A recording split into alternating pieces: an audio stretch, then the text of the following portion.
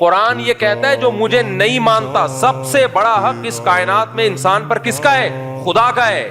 جو میرے ساتھ شریک کرے گا یا میرا انکار کرے گا یا میرے پیغمبروں کو نہیں مانے گا، سب سے بڑا مجرم ہے وہ.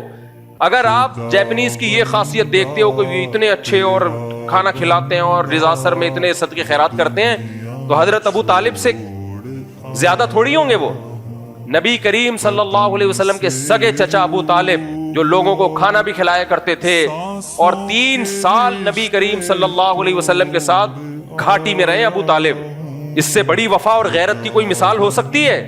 بھائی خاندان کے لیے کٹنے والے بھی دنیا میں بہت کم ہوتے ہیں، مشکلات میں چھوڑ دیتے ہیں.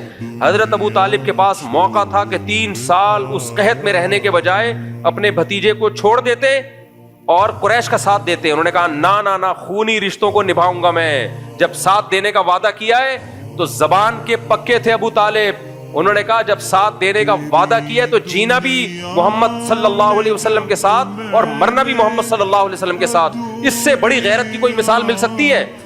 لیکن صحیح مسلم کی حدیث ہے، حضرت عائشہ کو نبی نے کیا فرمایا؟ ابو طالب کی یہ نیکیاں ان کو آخرت کے عذاب سے نہیں بچا سکتی. کیوں؟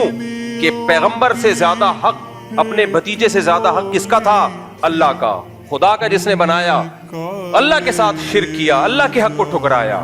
اس لیے اسلام ریئلٹی کی بات کرتا ہے. بھائی سب سے پہلے کون تھا؟ سب سے پہلے تو اللہ ہے جس نے آپ کو پانی سے پیدا کیا. جب آپ پیدا ہوئے تو ماں کی چھاتیوں میں دودھ پیدا کیا، پھر آسمان سے بارشیں برسائیں، زمین سے تناور درخت پیدا کیے اور نہریں جاری کر دیں، کھلایا پلایا. جب بلوغت کی دہلیز پہ قدم رکھا، اللہ نے نکاح کے لیے بیوی دی، اس سے اپنی خواہش پوری ہوئی، اس سے اولاد ہوئی. یہ ساری کی ساری نعمتیں یہ کس کی برکت سے ملی ہیں؟ کس نے دی ہیں؟ خدا نے دی ہیں. تو نبی نے فرمایا کہ انہوں نے اللہ کو یاد نہیں کیا اور یہ نہیں کہا لا تخزنی یوم یبعثون، کہ اللہ قیامت کے دن مجھے رسوا مت کرنا. قیامت کا اس طرح سے ایمان نہیں تھا جس طرح اللہ نے ایمان رکھنے کا حکم دیا. اسلام نے بہت کلیئر کٹ بات کر دی ہے بھائی کہ سب سے بڑا محسن کون ہے؟ اللہ ہے.